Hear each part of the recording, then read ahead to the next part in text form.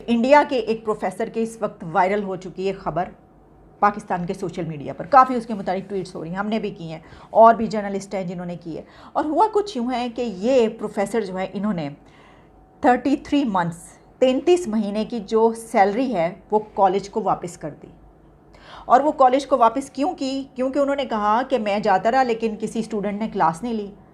तो मैंने ये सोचा कि मुझे बड़ा हुआ कि जब स्टूडेंट्स ने क्लास ही नहीं ली और मैंने पढ़ाया ही नहीं, तो मैं ये 33 मंथ्स की जो तनख्वाह है मेरी गलत है जो दी जा रही है। तो उन्होंने कॉलेज को वो तनख्वाह वापस कर दी। भाई क्या कमाल ऑनेस्टी का मुजाहरा किया है। भारतीय रियासत बिहार के शहर मुजफ्फरपुर के एक असिस्टेंट प्रोफेसर हैं जिन्होंने कॉलेज में अपनी 33 मंथ्स की जो सैलरी है वो रिटर्न कर दी है।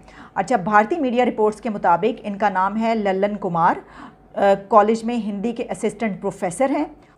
उन्होंने तकरीबन 3 साल की सैलरी कोई तकरीबन उनकी बनती है ये 23 लाख इंडियन रुपीस, यानी पाकिस्तानी रुपीस वो डबल हो जाते हैं। 23 लाख रुपीस जो हैं ये कहकर वापस कर दिए कि 2 साल से किसी भी तालिब इल्म ने, किसी भी स्टूडेंट ने उनकी क्लास ही नहीं ली।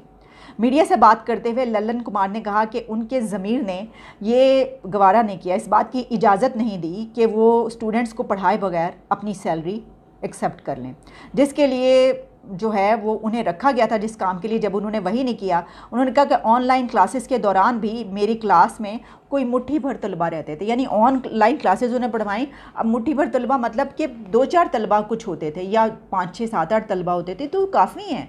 यानी ये कि अगर आप एक स्टूडेंट को भी पढ़ाएं तो आप कहेंगे भाई मेरा तो टाइम, आम बंदा हमारे जैसा इंसान क्या कहेगा? हम क्लास पढ़ा रहे हैं, कोई नहीं आया, एक स्टूडेंट भी आया, हम कहेंगे भाई मेरा तो टाइम लगा है, मैं तो पूरी तनख्वाह लूँगा। लेकिन वही कह रहे हैं कि मैं ऑनलाइन पढ़ाता तो उसमें भी थोड़े से स्टूडेंट होते थे।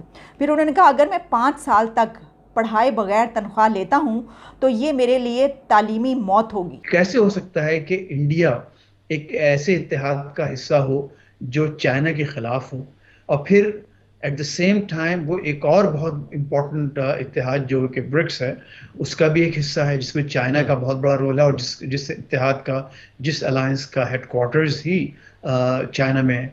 तो ये असल में इम्तिहान होता है लीडरशिप का, उस कौम को बहैसियत एक कौम का, कि उनकी अपनी इकोनॉमी, उनकी अपनी स्ट्रेंथ, न सिर्फ ये कि इकोनॉमिक इंटरेस्ट बल्कि सॉरी स्ट्रेंथ, बल्कि इसके अलावा जो उनकी अपनी एक मिलिट्री स्ट्रेंथ है वो किस हद तक इन अलायंसेस को कंट्रीब्यूट कर सकती है। तो ये 2-4 अहम चीजें हैं। सही। लेकिन अच्छा, अगेन मुझे गोइंग मुझे बैक यहाँ टू पर ये योर द बताइएगा कि लास्ट पार्ट ऑफ योर हमने देखा जिस तरह क्वेश्चन। आपने जब गुफ्तगू की उसमें कहा कि चाहे ब्रिक्स हो उसके अंदर भी आपको भारत नज़र आता है, या अगर दीगर मगरिब के साथ इत्तेहाद बनते हुए नज़र आए तो एशिया में भारत ही सबकी ऑप्शन होती है और इसी को सेलेक्ट किया जाता है। ये आखिर वजह क्या है? क्योंकि आज के इस प्रोग्राम में जो जो मकसद है इस ऐसे तमाम अमूर के ऊपर डिस्कस करने का कि आलमी सतह के ऊपर जो ये इत्तेहाद बनते हुए नज़र आ रहे हैं उसमें पाकिस्तान का जो किरदार हमें या तो कहीं नज़र नहीं आता या बड़ी हद तक जो है हमें कम नज़र आता है। ब्रिक्स इजलास हो उसके अंदर भी वज़ारत ख़ारजा की जानिब से किसी भी मुल्क का नाम लिए बगैर ही कह दिया जाता है कि हमारी शिरकत यकीनी थी, लेकिन बहरहाल एक मुल्क की जानिब से ये मौक़िफ़ दोहराया गया कि पाकिस्तान की शिरकत नहीं होगी तो उसी सूरत में हमारी होगी, और इसी की बिना के ऊपर हमें भी उस इजलास के अंदर नहीं बुलाया जाता जो कि पहले से तय भी होता है।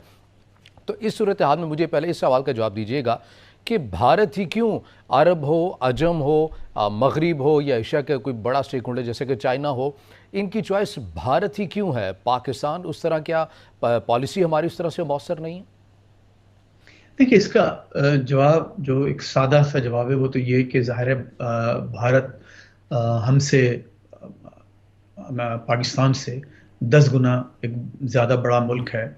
उसकी इकानमी, उसकी मिलिट्री, और फिर भारत की जो जोग्राफियाई हैसियत है, जितने ममालिक के साथ उसका इसके जो बॉर्डर्स मिलते हैं जो अहम ममालिक के साथ, और जिस समंदर पर वो वाक़ है, यानी जिसको आप इंडियन ओशन कहते हैं, फिर वो अरेबियन सी के साथ भी है, तो उसके उसके जो कई ऐसे पॉजिटिव पॉइंट्स हैं जिसकी वजह से दीगर ममालिक को के हक में है कि वो भारत को अपने साथ लेके चले। उनके एक प्राइम मिनिस्टर थे, वो 13-13 दिन के लिए 2 दफा बने हैं, गुलजारी लाल नंदा। वो सियालकोट की हिंदू खत्री फैमिली जो बहुत अमीर थी, नंदा बस सर्विस चलती थी बिटवीन सियालकोट एंड लाहौर उस जमाने में। दैट मैन बिकेम अ भगत।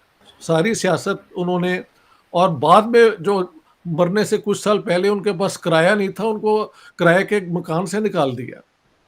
लाल बहादुर शास्त्री जो हैं, जब उनकी डेथ हुई तो उनके पास बहुत उनके पास पैसे नहीं थे देने के लिए उनकी फैमिली के, उनकी ये प्रॉपर सेरेमनीज करने के लिए। Okay, right. और महल मनमोहन सिंह और ये जितने उनकी, आप देखें करप्शन कोई नहीं है। एक और एग्जांपल देख लें, जी, मोदी का एग्जांपल। लेकिन ये जो है ना, तोसा में वो क्या कहते हैं, तोशा गुड्स जो होती हैं, जो बाहर से मिलती हैं, हाँ जी, जी, जी, बिल्कुल। प्रेजेंट, वो उसने कहा है कि मैं सारी चीजें जो हैं बच्चियों की और औरतों की पता नहीं एजुकेशन में लगा देता हूँ। एग्जैक्ट। हमारे यहाँ इमरान खान हो या नवाज शरीफ हो, या ये सब वहां पे खरीद लेते हैं जो भी रेट है इनका, और सर आगे बेच भी देते हैं। आगे बेच देते हैं ना, मैं ये कहने वाला था। प्रॉफिट।